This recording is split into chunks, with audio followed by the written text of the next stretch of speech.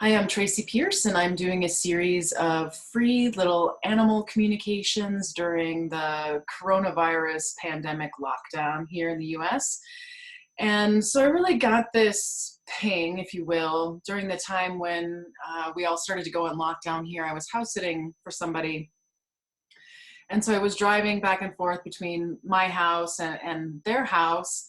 And I really started to wonder like what the animals were seeing and going through as all this, all the human activity started to slow down and stop. Really wondered what their point of view was. So far we've talked to mostly domestic animals. I've really wanted to incorporate some, especially animals who live outside. So they might be domesticated, but they live outside, so they have a different point of view. But I also really wanted to incorporate some wild animals into this series. So here in Boulder, we've had some interesting animals wandering our town. I've had a few reports. I'm going to share some photos with you here. So we've had some mountain lions come and wandering around the town. So here is one photo. I just screenshotted these from, and they were shared all over Facebook and other social media. So there's one picture, and then another picture we have this guy who decided to take a nap in a tree in somebody's backyard. So I really love big cats. They're so beautiful and fascinating. So I'll give you a little bit of background. I have done a fair amount of communicating with wild animals, and a lot of times they come through in a really different way than the domestic animals do. So a lot of times, well, for me, what I've experienced is domestic animals, they tend to have a more individual personality. And with wild animals, it's not always true, but some wild animals definitely have their own individual personality and want to tell you all about it. But with some wild animals, it's more like you get in touch with the blueprint or the archetype, like the higher blueprint for their species, and they can tell you about it from there. So I've never communicated with mountain lions before. I've wanted to for a while. I'm going to switch back to this photo of the 3 mountain lions. And it feels like this has really given me the opportunity to connect in with them. So I have absolutely no idea how these mountain lions are going to come through in the session, but I'm going to go ahead and start just tuning in, connecting in with these pictures and see what part of the mountain lions would like to come forward. So I'm just going to get silent and start tuning in, feeling the mountain lions.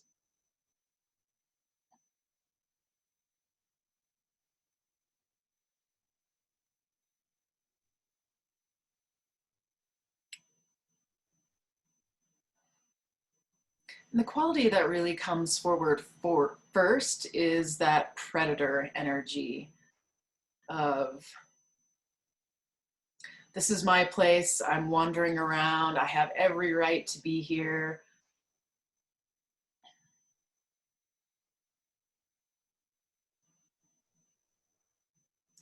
What I'm connecting in with, I'm feeling these 3 mountain lions in the picture, and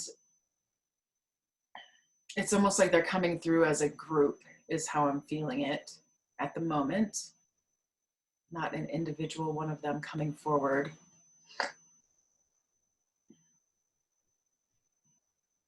I feel a real like fullness in their bellies. And I don't mean like their hunger is satiated. It's more like they're really in touch with this energy of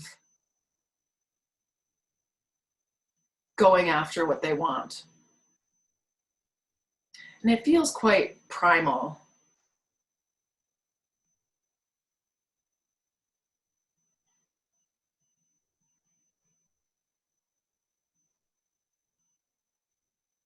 Yeah, there's just real sense of ownership of their bodies, their their animal bodies and who and what they are in life. Like there's none of this human kind of crap where it's like, who am I? What am I doing here? It's like, I'm here, I'm hunting, I'm living.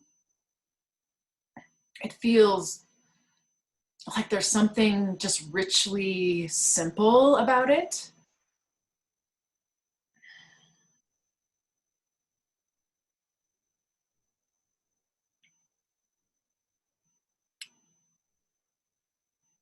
So now I'm connecting in with them a little bit deeper. Just that was just what I was feeling overall. But now I'm tuning in to see if any of these lions would like to individually come forward or share anything with us.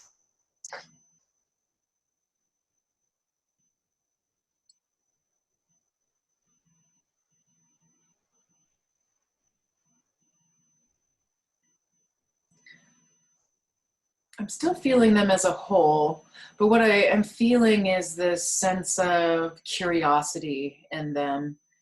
And it almost feels like it's coming from their eyes. Like they're looking out and seeing what's happening in Boulder or, you know, nearby areas where they might be. And there's almost this sort of sense of like, wow, what are the humans doing? Let's go in and check that out. Like it feels, there's a certain sense of deeper safety for them, they feel, because the humans aren't doing all their activity and things like they usually do. Yeah, one of them's telling me we like to stay away from that human buzzing activity. It doesn't mesh with our nature.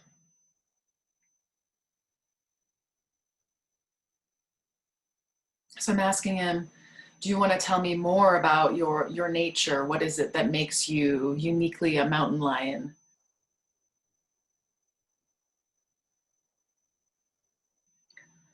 He's showing, it's interesting. I actually I'm going to highlight with my mouse here. It's this one right here that I feel kind of coming forward.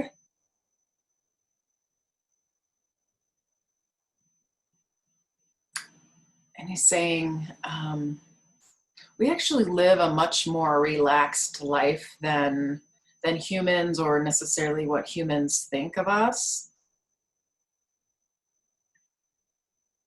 We actually spend quite a bit of our day just relaxing. We're very observant, like we're relaxing, but we're very observant at the same time. He keeps pointing to his eyes, like there's something, they're really plugged into their physical vision and how they watch things. And he's saying it's beyond physical vision as well. There's sort of a knowing that they have turned on at all times, that he's comparing it to like a warrior's awareness, a warrior who sleeps with one eye open kind of thing. He's saying we don't sleep with our eyes open, but there is an awareness in our energy that's always kind of reaching out a little bit to make sure everything is safe.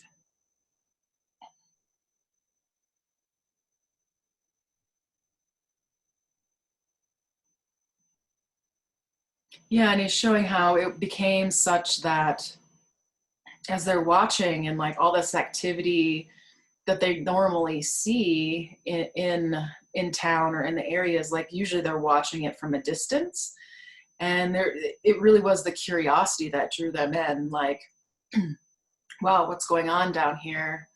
This could be more like they're showing how when the humans have all the buzzing activity that happen, like that's part of how the humans claim their territory.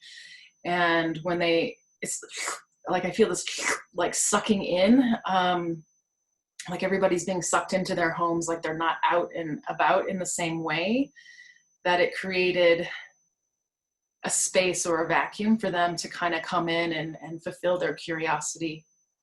I wonder if you guys were looking for food or looking for anything in particular.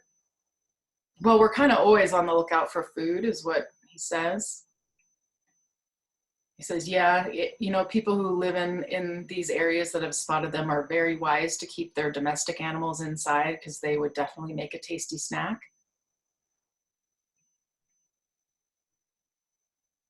Although the lion's saying that he actually prefers like bunnies or younger animals. He says they taste better than the older ones. Okay, that's interesting.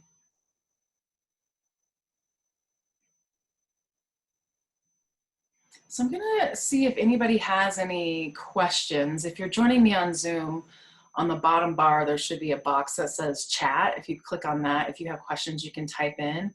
Or if you are on Facebook, you should be able to type into the comments there. Let me make sure I got Facebook up here correctly. Something looks like it might not be right. Just check on Facebook here to see if we are missing comments here.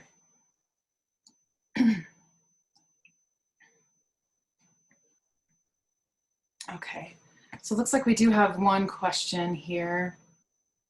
Kim says, it seems like they would have a lot to say about fear, which might help us as we confront our own fears around this virus and the massive change in the world.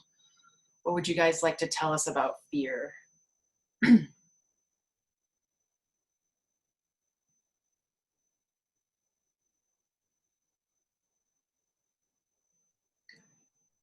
So what, I still feel this, I'm gonna circle him again, this particular lion on the upper left of the picture of 3 coming forward.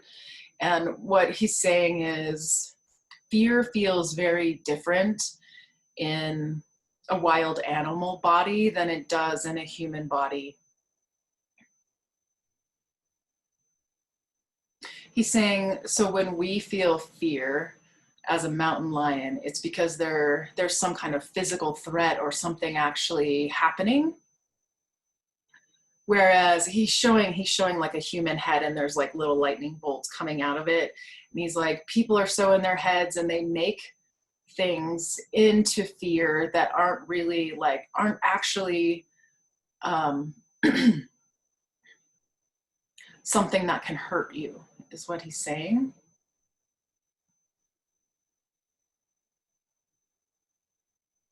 Yeah, and he's really showing like the tactileness of his physical body. Like he loves the way his physical body feels. He feels very in touch with his physical body. And he's saying that most humans just are not very connected to their physical bodies. They tend to live in their heads much more. And that if we lived in our bodies more than we lived in our heads, that fear would feel very different. Can you say more about that? So what he shows is, the mental fear. It's like the lightning coming out of the brain. It spreads to the whole energy system in the human. And it just makes you feel electrified. Like it doesn't necessarily, it can, like it creates a pattern of just spinning is what he's saying.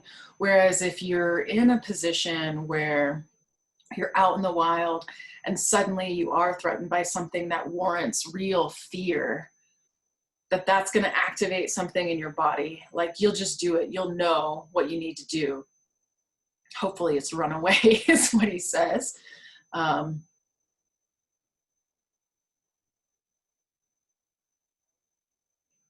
He's showing me something about the freeze response. Just give me a second here.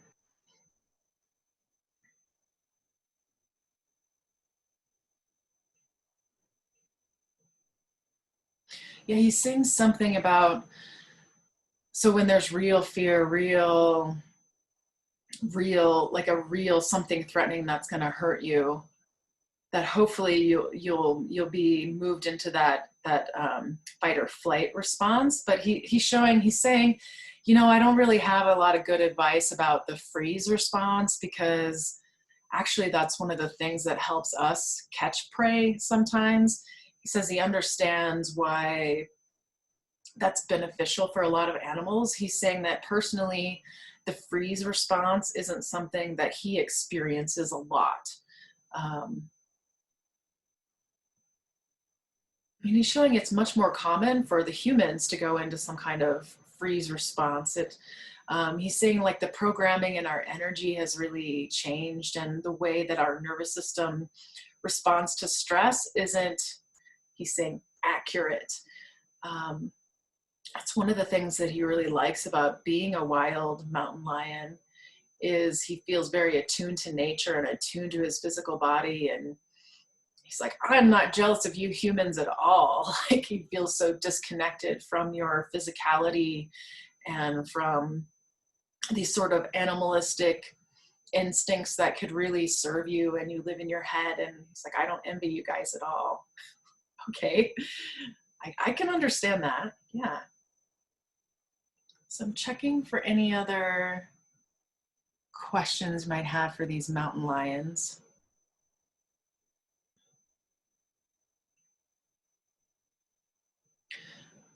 So my mountain lion friends, I wonder if there's any advice or other wisdom you might want to share with the humans who are going through this right now.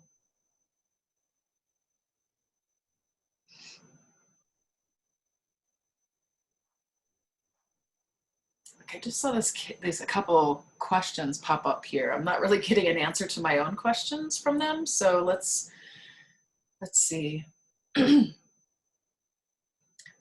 So, do the mountain lions have any suggestions for how we might become more attuned with our physical bodies? Use them, he says. So do you mean like exercise? He's like, anything that like helps your body feel good. It's like, I'm not going to prescribe some exercise regimen for you or something, but like, for me, he's showing himself all stretched out and then running. And it's just like, it feels so good when I'm in my physical body and doing those kind of things. It's more, from his point of view, finding something that really like makes your physical body feel good. He's like, it could be sex, it could be exercise, it could be dancing, just something that brings you into the physicality of being human. And keep doing that every day, every day. Yeah, again, he's showing himself running those long strides, and just, oh, it just like the energy just lifts up and feels, he's like, I just, when I'm running, I really feel my body and notice, I'm just so like grateful for everything it can do for me, having this appreciation. And he's saying no matter what level, you're able to do something physically to really tap into that. Oh wow, that's amazing. Yeah, that feels really good. Okay, so we have another question from Nancy. Do the mountain lions resent us for taking over so much of their space? I feel yes. I feel a yes. Come forward through that. I wonder if you want to tell us more about that.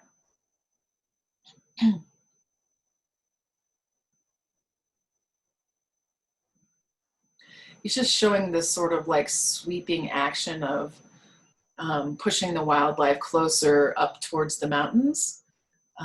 For those of you not familiar, like Boulder is right next to this, the foothills of the Rocky Mountains. Yeah, and he's showing they did used to wander much further out towards the plains a bit.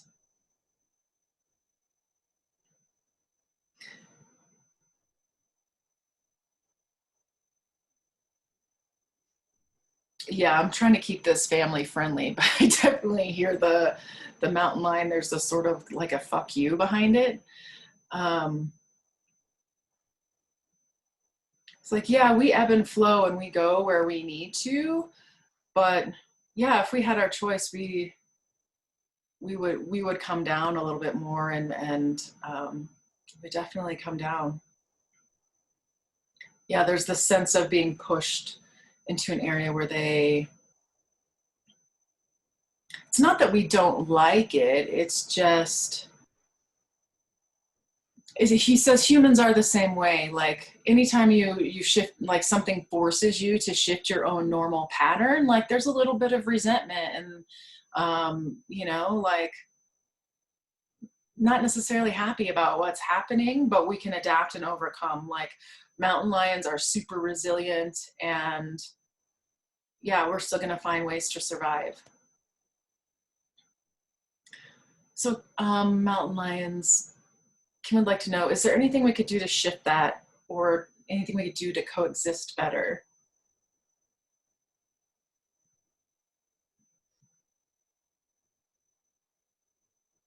This mountain lion says he doesn't have a lot of hope for that.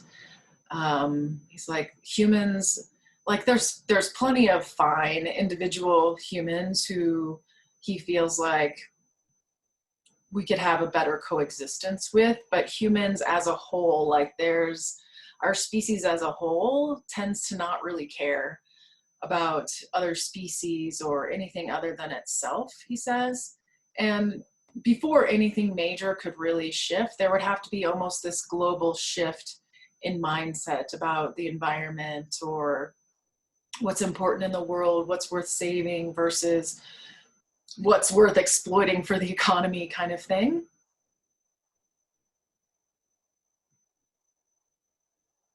Do you feel like the pandemic could maybe illuminate some of those things in the world? And he says, well, it kind of has. Like there are a lot of things that are coming up around global climate change and the environment that people are pointing out, like things that have shifted, you know, with factories being closed and how things could really shift. But he is saying, I just don't have a lot of hope for the humans to shift this mindset. Yeah, I can certainly relate to that.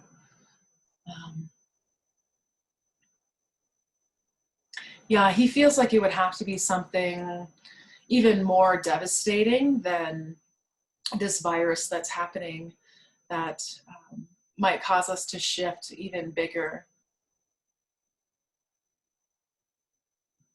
Yeah, he's showing, you know, humans as a species are so vast and different, but overall there's this sort of dominating quality about humans that they just take over the earth, they take what they want, they don't care about the rest of us here necessarily. And again, he's saying, yes, there are individuals, but he's pointing as a whole.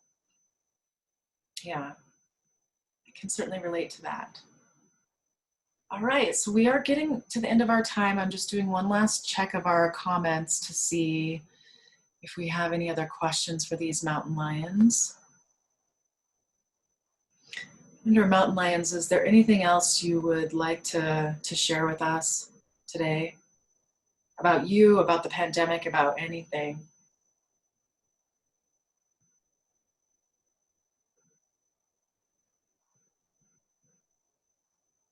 He's highlighting his curiosity again. And he's saying again, like, actually curiosity is one of the ways that people can get better in touch with their own bodies too. Noticing what kind of things make you curious and draw you in can really, he's showing kind of this blooming in the heart.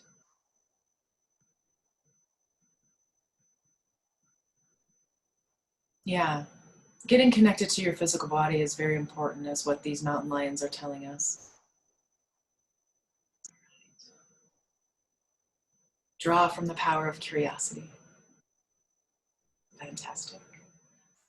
All right, so I'm going to go ahead and stop sharing this photo. And thank you so much for joining us here today. These little mini animal communication sessions have been such a joy and so much fun for me to do for you. And I expect to keep doing them through the end of April. So if you have a pet or even a wild animal that's hanging out around your house that you're just curious about what they might want to say about the pandemic or the world, what's happening today, just send me a picture. And if it's a domestic animal, send me their name and age. And we'll see if we can get your animal in the queue and talk with them sometime before the end of April. So again, thanks for joining me here today. And until next time, take care and be well.